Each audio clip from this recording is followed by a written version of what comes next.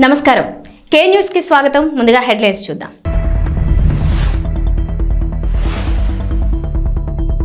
కేంద్రానికి చంద్రబాబు సర్కార్ special request, CS పదవీ కాలం పొడిగించాలని వినతి.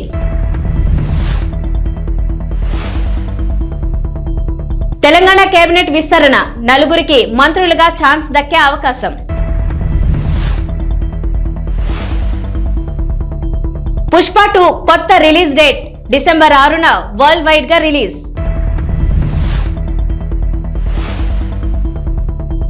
తెలంగాణకు రెయిన్ అలర్ట్, పలు జిల్లాల్లో భారీ వర్షాలకు ఛాన్స్. ఆంధ్రప్రదేశ్ ప్రభుత్వ ప్రధాన కార్యదర్శి నీరబ్ కుమార్ ప్రసాద్ పదవీ కాలం పొడిగించాలని నిర్ణయించారు ముఖ్యమంత్రి నారా చంద్రబాబు నాయుడు. నీరబ్ పదవీ కాలాన్ని 6 నెలలు పొడిగించాలని కోరుతూ ఈ మేరకు కేంద్ర ప్రభుత్వానికి బుధవారం లేఖ రాశారు. నీరబ్ కుమార్ ప్రసాద్ ఈ నెల మొదటి వారంలో ఏపీ సీఎస్ గా బాధ్యతలు స్వీకరించారు. ఆయన పదవీ కాలం నెలాఖరులో ముగియనుండటంతో రిటైర్ కాబోతున్నారు. ఏపీ ప్రభుత్వం ఆయన సేవలు కొనసాగించాలని భావిస్తోంది. ఈ మేరకు కేంద్రానికి లేఖ రాసింది. నీరబ్ కుమార్ ప్రసాద్ సీనియారిటీ ప్రకారం సీఎస్ కావాల్సి ఉంది. కానీ గత ప్రభుత్వ హయాంలో జవహర్ రెడ్డిని సీఎస్ గా నియమించారు. అయితే టీడీపీ కూటమి ప్రభుత్వం సీనియారిటీకి ప్రాధాన్యమిస్తూ నీరబ్ ను సీఎస్ గా నియమించిన సంగతి తెలిసిందే. సీనియారిటీలో ముందున్న నీరబ్ కుమార్ ప్రసాద్ కు అవకాశం దక్కింది. ఆయనకు 10 రోజుల సర్వీస్ మాత్రమే ఉండడంతో మరికొంత కాలం పాటు అవకాశం ఇవ్వాలనే ఉద్దేశంతో సర్వీస్ పొడిగించాలని కేంద్రాన్ని కోరారు. మరి ఒకే విడతలో 6 నెలలు పొడిగింపు ఇస్తారా, 3 నెలల చొప్పున 2 సార్లు పొడిగిస్తారా అన్నది చూడాలి. ఏపీలో కొత్తగా కొలువు తీరిన టీడీపీ కూటమి ప్రభుత్వం పలువురు ఐఏఎస్ అధికారులను బదిలీ చేసింది. వైసీపీ ప్రభుత్వ హయాంలో వైఎస్ జగన్ పేషీలో కీలకంగా వ్యవహరించిన ఐఏఎస్ అధికారులు శ్రీలక్ష్మి, రజత్ భార్గవ్, ప్రవీణ్ ప్రకాష్లను సాధారణ పరిపాలనా శాఖకు జీఏడీ రిపోర్టు చేయాలని ఆదేశించింది. అలాగే AP medical services and infrastructure development corporation MD Muralidhar రెడ్డిని జీఏడీకి రిపోర్టు చేయాలని ఆదేశించింది. మొత్తం 19 మంది ఐఏఎస్ అధికారులను బదిలీ చేశారు. ఈ మేరకు ప్రభుత్వ ప్రధాన కార్యదర్శి నీరబ్ కుమార్ ఉత్తర్వులు జారీ చేశారు. ఈసారి ఆంధ్రప్రదేశ్ లో జరిగిన సార్వత్రిక ఎన్నికల్లో టీడీపీ అధినేత చంద్రబాబు నాయుడు, వైసీపీ అధినేత వైఎస్ జగన్ మధ్య పోరుతో పాటు మరో పోటీ అత్యంత ఆసక్తిని రేకెత్తించింది. అదే కడప లోక్సభ నియోజకవర్గంలో అక్కా తమ్ముళ్ల మధ్య జరిగిన ఎన్నికల సమరం. కడప లోక్సభ స్థానానికి వైసీపీ నుంచి వైఎస్ అవినాష్ రెడ్డి పోటీ చేయగా ఆయనకు పోటీగా కాంగ్రెస్ నుంచి వైఎస్ షర్మిల బరిలోకి దిగారు. దీంతో ఈ నియోజకవర్గంపై 2 తెలుగు రాష్ట్రాల్లోనూ ఉత్కంఠ నెలకొంది. అయితే చివరకు విజయం మాత్రం అవినాష్ రెడ్డినే వరించింది. AP Congress chief YS Sharmila ఇక్కడ 3వ స్థానానికి పడిపోయారు. ఇక ఆ ఓటమిపై తాజాగా స్పందించారు వైఎస్ షర్మిల. బుధవారం విలేకరుల సమావేశంలో పలు అంశాలపై మాట్లాడిన షర్మిల తన ఓటమిపైన కీలక వ్యాఖ్యలు చేశారు. తన ఓటమికి అలాగే ఏపీలో కాంగ్రెస్ పార్టీ ఓటమికి గల కారణాలను వెల్లడించారు.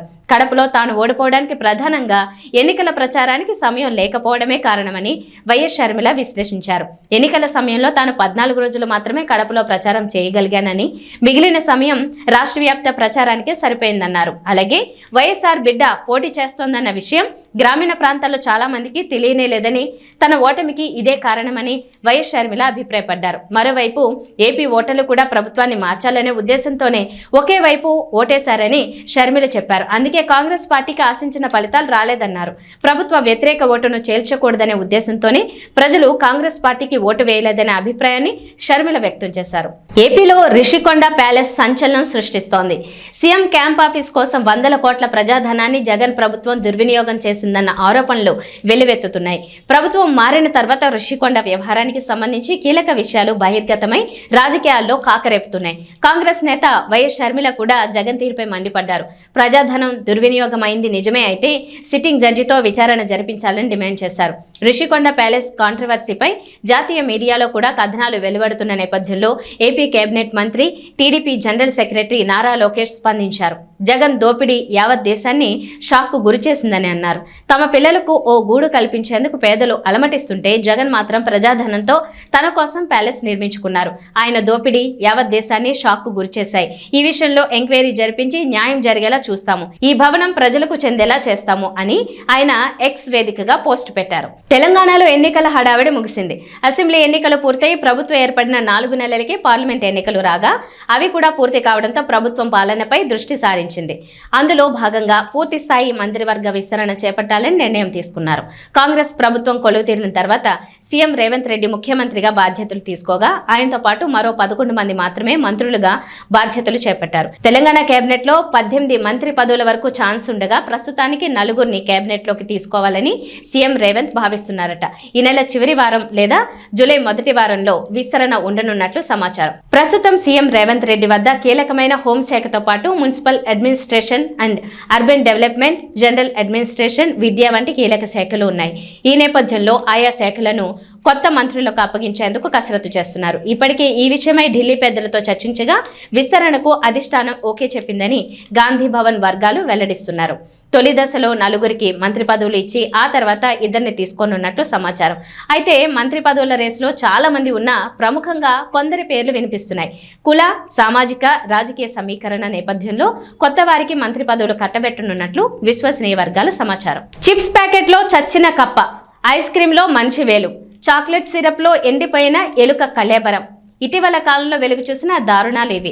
ఈ వార్తలు వింటే చాలు బయట ఏదైనా తినాలంటే వణుకు పుడుతోంది. చిన్న చితిక హోటళ్లు, రెస్టారెంట్లలోనే కాదు పేరు మోసిన బడా హోటళ్లలోనూ ఇదే వ్యవహారం నడుస్తోంది. ఏ మాత్రం శుభ్రత లేకుండా, ప్రజల ఆరోగ్యం గురించి పట్టింపు లేకుండా పాడైపోయిన వస్తువులతో ఆహార పదార్థాలు తయారు చేసి విక్రయిస్తున్నారు. డేట్ అయిపోయిన వస్తువులతో వండి వడ్డిస్తున్నారు. కాసుల కోసం కక్కుర్తిపడి ప్రజల ఆరోగ్యాలు దెబ్బతీస్తున్నారు. ఇటీవల కాలంలో హైదరాబాద్ నగరంలోని పలు రెస్టారెంట్లు, హోటళ్లు, ప్రైవేట్ హాస్టళ్లపై వరుసగా దాడులు చేసిన ఫుడ్ సేఫ్టీ టాస్క్ ఫోర్స్ అధికారులు అక్కడి పరిస్థితులు చూసి షాక్ కు గురయ్యారు. తాజాగా జంట నగరాల్లో ఫేమస్ అయిన సికింద్రాబాద్ ఆల్ఫా హోటల్లో ఫుడ్ సేఫ్టీ టాస్క్ ఫోర్స్ అధికారులు దాడులు నిర్వహించారు. ఈ దాడుల్లో విస్తుపోయే అంశాలు వెలుగు చూశాయి. నాసిరకం వస్తువులతో పాటు కిచెన్ లో అధ్వాన్న పరిస్థితులను అధికారులు గుర్తించారు. పాడైపోయిన మటన్తో బిర్యానీ తయారు చేసి వండి పెడుతున్నట్లు తనిఖీల్లో బయటపడింది. ఫుడ్ తయారు చేసి ఫ్రిడ్జ్ లో నిల్వ ఉంచుతూ ఆర్డర్ల మేరకు అప్పటికప్పుడు వేడి చేసి కస్టమర్లకు అందిస్తున్నట్లు తేలింది. ఐకాన్ స్టార్ అల్లు అర్జున్, దర్శకుడు సుకుమార్ కాంబినేషన్ లో వస్తున్న చిత్రం పుష్ప 2. ఈ సినిమా కొత్త రిలీజ్ డేట్ ను చిత్ర బృందం నేడు ప్రకటించింది. డిసెంబర్ 6న వరల్డ్ వైడ్ గ్రాండ్ గా రిలీజ్ అవుతుందని వెల్లడించింది. ఈ మేరకు hero Allu Arjun release date poster ను సోషల్ మీడియాలో పంచుకున్నారు. తలకు కట్టు, చేతిలో సమురాయ్ ఖడ్గం పట్టుకున్న అల్లు అర్జున్ ను ఈ పోస్టర్ లో చూడొచ్చు. అల్లు అర్జున్, రష్మిక మందన్న జంటగా సుకుమార్ దర్శకత్వంలో వచ్చిన పుష్ప చిత్రం ఎంత పెద్ద హిట్ అయిందో ప్రత్యేకంగా చెప్పనక్కర్లేదు. దాంతో పుష్ప 2 పై భారీ అంచనాలు నెలకొన్నాయి. ఇప్పటికే ఈ సినిమా నుంచి వచ్చిన పాటలకు, టీజర్లకు విశేషమైన స్పందన లభించింది. వాస్తవానికి పుష్ప 2 చిత్రాన్ని ఆగస్టు 15న విడుదల చేయాలని చిత్ర బృందం భావించింది. అయితే అదే రోజున Ram Pothineni double smart release అవుతోంది. దాంతో పాటే మరికొన్ని బాలీవుడ్ చిత్రాలు కూడా అదే రోజున ప్రేక్షకుల ముందుకు వస్తున్నాయి. అందువల్లే పుష్ప 2 రిలీజ్ డేట్ వాయిదా పడినట్టు టాక్ వినిపిస్తోంది. ముంబైలో కల్కి ప్రీ రిలీజ్ ఈవెంట్ ను గ్రాండ్ గా నిర్వహించింది మూవీ టీం. ఈ ఈవెంట్ కి అమితాబ్ బచ్చన్, కమల్ హాసన్, ప్రభాస్, దీపికా పదుకొనే హాజరయ్యారు. ఇక ఈ ఈవెంట్ ను హీరో రానా హోస్ట్ చేశారు. ఈ సందర్భంగా మూవీ డైరెక్టర్ నాగ్ అశ్విన్ ఈ స్టోరీ చెప్పినప్పుడు ఎలా అనిపించిందంటూ మూవీ టీం ను అడిగారు రానా. దీనికి ఒక్కొక్కరు సమాధానమిస్తూ నాగ్ అశ్విన్ విజన్ చాలా గొప్పదంటూ ప్రశంసించారు. ఇక ప్రెగ్నెంట్ గా ఉన్నప్పటికీ ఈ ఈవెంట్ కి దీపిక హాజరవ్వడం విశేషం. అయితే దీపిక స్టేజ్ మీదకి వచ్చేటప్పుడు చేయి పట్టుకుని మరీ ప్రభాస్ జాగ్రత్తగా తీసుకొచ్చారు. ఇక ఈ ఈవెంట్ లో ప్రభాస్ ను ఓ రేంజ్ లో ఆట పట్టించారు బిగ్ బి. ఇదే ఈవెంట్ కి మెయిన్ హైలైట్ అయింది. ఈ ఫోటోలపై ఓ లుక్ వేయండి. రాష్ట్ర సాంఘిక సంక్షేమ శాఖ మంత్రిగా బాధ్యతలు చేపట్టిన తర్వాత మొదటిసారిగా జిల్లా అధికారుల పరిచయ కార్యక్రమంలో పాల్గొన్నారు మంత్రి డోలా శ్రీ బాలవీర ఆంజనేయ స్వామి. ఒంగోలు ప్రకాశం భవనంలోని స్పందన సమావేశ మందిరంలో ఏర్పాటు చేసిన కార్యక్రమంలో మంత్రి మాట్లాడుతూ కొత్త ప్రభుత్వం విధి విధానాలలో చాలా మార్పులు ఉన్నాయని, అధికారులు వాటిని గమనించి గత ప్రభుత్వ పథకాల పేర్లు మార్చడం జరిగిందని, కానీ కొంతమంది అధికారులు పాత పథకాల పేర్లను కొనసాగిస్తున్నారని, వాటిని మార్చి స్థానిక ఎమ్మెల్యేల సహకారంతో కొత్త ప్రభుత్వం ప్రవేశపెట్టిన పథకాలను ప్రజలకు తీసుకువెళ్లాలని, గత ప్రభుత్వ నిర్వాహకంతో ప్రకాశం జిల్లా 5 సంవత్సరాలు వెనుకబడిపోయిందని, జిల్లాను అభివృద్ధి పరంగా, సంక్షేమ పరంగా ముందంజలో నిలపాలని, అందుకు అధికారులు నిబద్ధతతో పనిచేయాలని సూచించారు. ఈ కార్యక్రమంలో మంత్రి డోలబాల వీరాంజనేయ స్వామితో పాటు ఎంపీ మాగుంట శ్రీనివాసరెడ్డి, జిల్లా collector AS Dinesh Kumar, SP Garudu Sumit Sunil, జిల్లాలోని వివిధ నియోజకవర్గాల ఎమ్మెల్యేలు, ఇన్ఛార్జీలు, వివిధ శాఖల అధికారులు పాల్గొన్నారు.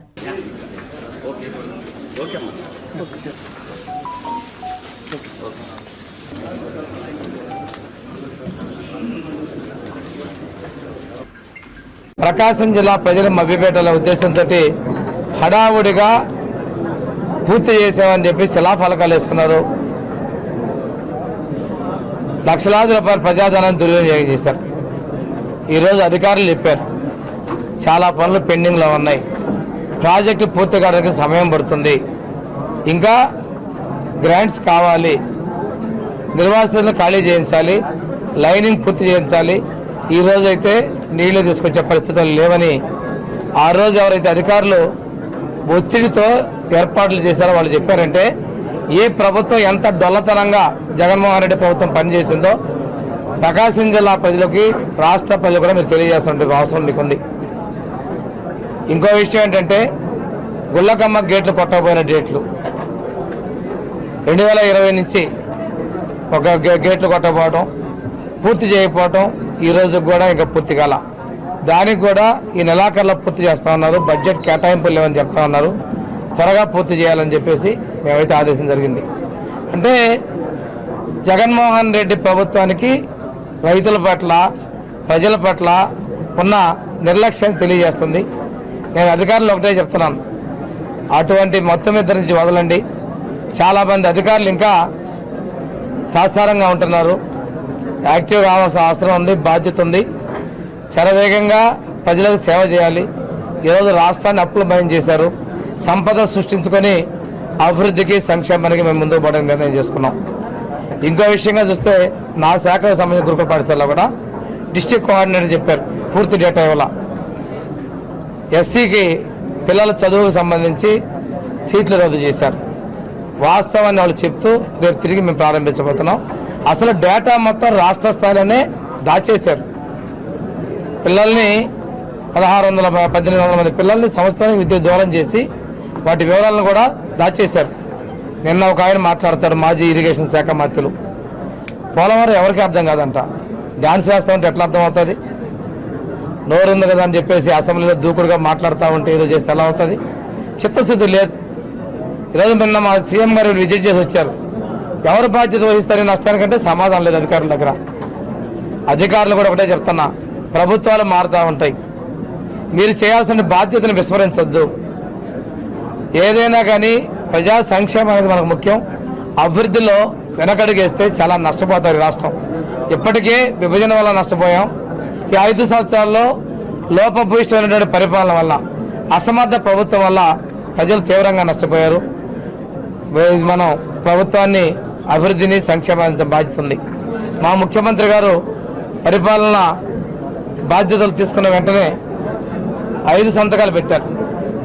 ఒకటి, నిరుద్యోగులకి ఉద్యోగ అవకాశాలు డిఎస్సి మీద సంతకం పెట్టడం జరిగింది.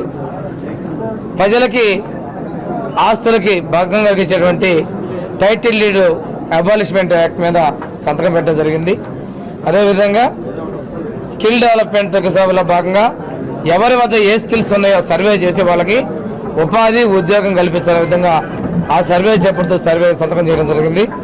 ఇంకా మనకి అన్నా క్యాంటీన్లు మీరు చూస్తే ఆ రోజు బొత్స సత్యనారాయణ గారు మేము అసెంబ్లీ సాక్షిగా చెప్పాడు, అన్నా క్యాంటీన్లు మోసేయమన్నారు. నేను మా పాల్గొల్లాము ఈరోజు మంత్రి గారు, జలశాఖ మంత్రి గారు మేము చెప్పాం, మీకు ఇష్టమైన పేర్లు పెట్టుకోండి, కానీ అన్నా క్యాంటీన్ పేదలకు అన్నం పెట్టమంటే సభను తప్పుదోవ పట్టిస్తూ మాట్లాడాడు.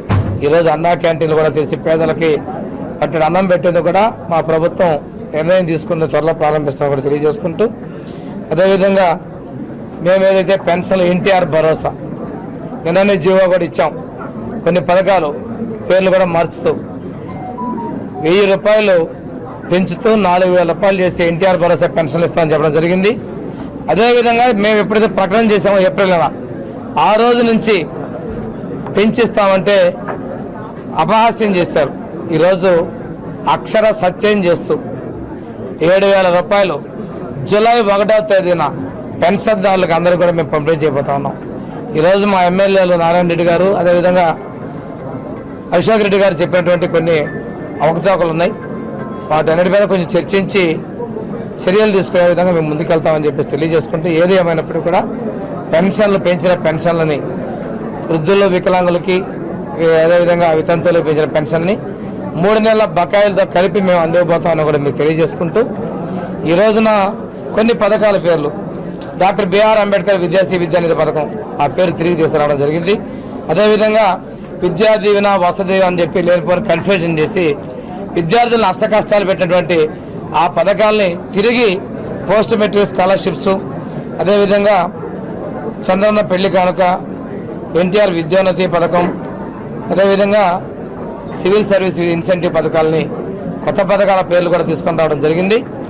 వీటన్నిటి కూడా పోయినసారి అసెంబ్లీ మీరు ఒక్కసారి చూస్తే రోజమ్మ గారు చెప్పారు, నీ పేరు పెట్టేవాళ్ళని పెట్టుకున్నావా అని చెప్పి ఆ ముందే ఆయన గురించి చెప్పుకుంది.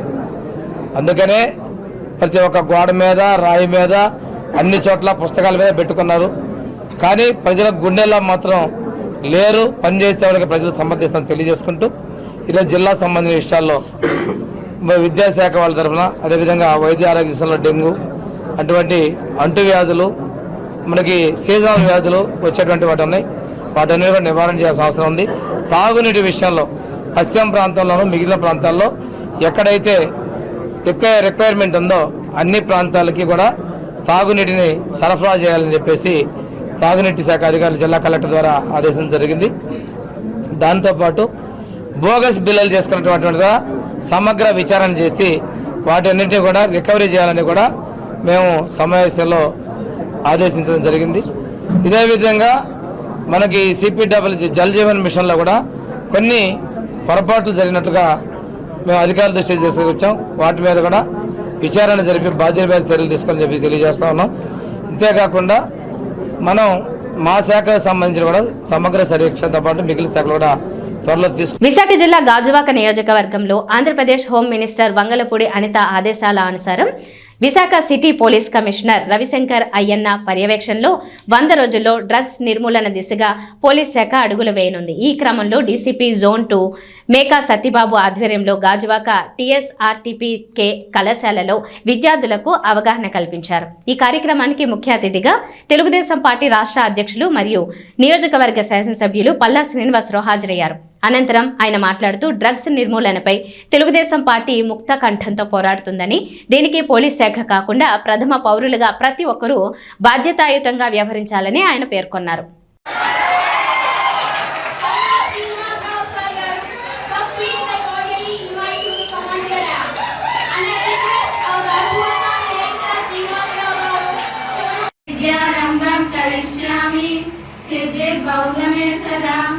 గురు బ్రహ్మ గురు విష్ణు గురుదేవో మహేశ్వరః. దేశం అంటే మట్టి కాదు, దేశం అంటే మనుషులు అని గురుదాడు అప్పారావు గారు ఎప్పుడు చెప్పారు. దేశం అంటే మనుషులు, మనుషులంటే మనుషులంతా ఆరోగ్యంగా. సత్యబాబు గారు, మా ఏసీపీ గారు ఆధ్వర్యంలో మేమంతా ఎవ్రీడే డ్రగ్స్ విషయంలో ఖచ్చితంగా యువతని, డ్రగ్స్ స్టూడెంట్ కానీ యువత కానీ దాని బారిన పడకూడదనే ఉద్దేశంతో మాకు, మా పోలీస్ సిబ్బందికి, మిగతా వాళ్ళందరికీ సూచనలు ఇవ్వడం జరిగింది. అందులో భాగంగాను మా అందరికీ నమస్కారం అండి. ఈరోజు గాజువాక డీసీపీ గారు సత్యబాబు గారు ఆధ్వర్యంలో, అలాగే పోలీస్ ఆఫీసర్ అందరు కలిపి అవేర్నెస్ ఆన్ డ్రగ్ అబ్యూస్ అనే కార్యక్రమం పెట్టారండి. పిల్లలకి ఈ డ్రగ్స్ బారిన పడకుండా ఉండడానికి కోసం, అలాగే సమాజంలో ఎక్కడ ఏ విధంగా వీటిలో బారిన పడుతున్నారనే విషయాలపైన అవగాహన కల్పించడానికి ఇక్కడ ఈ కార్యక్రమం పెట్టడం జరిగింది. దీనికి మరి ఈ వేదిక ఇచ్చినందుకు మాకు టీఎస్ఆర్ టీపీకే చైర్మన్ గారు అటువంటి బాలకృష్ణ గారికి, మేము బలరామకృష్ణ గారికి మేము ప్రత్యేకంగా ధన్యవాదాలు తెలియజేసుకుంటున్నామండి. మరెన్నో కార్యక్రమాలు చేస్తాం. ఎందుకంటే చంద్రబాబు నాయుడు గారు ముఖ్యమంత్రి అయిన తర్వాత, అలాగే హోంమంత్రిగా మా శ్రీమతి అనిత గారు అయిన తర్వాత 100 రోజుల్లోనే ఈ డ్రగ్స్ అరికట్టాలని, వాటిని పిల్లల్ని కాపాడాలని ఉద్దేశంతో ఈ కార్యక్రమం చేపట్టడం జరిగిందండి. ఖచ్చితంగా ఎవరైనా డ్రగ్స్ వాడినా, వినియోగించినా, ఎవరైనా దాన్ని సప్లై చేసినా వాళ్ళపైన మాత్రం ఉక్కుపాదంతో అణిచివేస్తాం, వాళ్ళకి జైలు పాలు చేపిస్తామని కూడా ఈ సందర్భంగా మేము హెచ్చరిస్తున్నాం.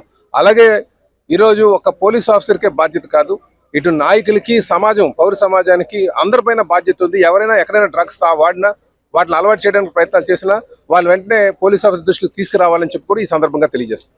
తెలంగాణకు హైదరాబాద్ వాతావరణ శాఖ రెయిన్ అలర్ట్ జారీ చేసింది. నేటి నుంచి 4 రోజుల పాటు రాష్ట్రంలో వర్షాలు కురుస్తాయని చెప్పింది. పలు జిల్లాల్లో భారీ వర్షాలు, మరికొన్ని జిల్లాల్లో ఓ మోస్తరు వర్షాలకు ఛాన్స్ ఉందని చెప్పారు. ప్రస్తుతం నైరుతి రుతుపవనాలు రాష్ట్రం అంతటా విస్తరించి ఉన్నాయని, వాటికి తోడు ద్రోణి ప్రభావం కూడా ఉండడంతో వర్షాలు కురిసే అవకాశం ఉందని చెప్పారు. వర్షాలతో పాటు భారీగా ఈదురుగాలులు కూడా వీచే అవకాశం ఉందని తెలిపారు. గంటకు 30 నుంచి 40 కిలోమీటర్ల వేగంగా భారీ ఈదురుగాలులు వీస్తాయన్నారు. ఉరుములు మెరుపులకు తోడు పిడుగులు పడే ఛాన్స్ ఉన్నట్లు హైదరాబాద్ వాతావరణ కేంద్రం అధికారులు వెల్లడించారు. నేడు ప్రధానంగా దక్షిణ మధ్య తెలంగాణ జిల్లాలైన ఉమ్మడి మహబూబ్ నగర్, నల్గొండ, రంగారెడ్డి, ఖమ్మం, కరీంనగర్, వరంగల్ జిల్లాల్లో భారీ వర్షాలకు ఛాన్స్ ఉందన్నారు. నిజామాబాద్, ఆదిలాబాద్, మెదక్ జిల్లాలో ఓ మోస్తరు వర్షాలు కురిసే అవకాశం ఉందన్నారు. ఈ మేరకు ఆయా జిల్లాలకు ఎల్లో అలర్ట్ జారీ చేశారు. హైదరాబాద్లో ఉదయం వాతావరణం పొడిగా ఉన్న సాయంత్రానికి వర్షం కురవచ్చునని చెప్పారు. ఇవి బులెటిన్ విశేషాలు. నమస్కారం.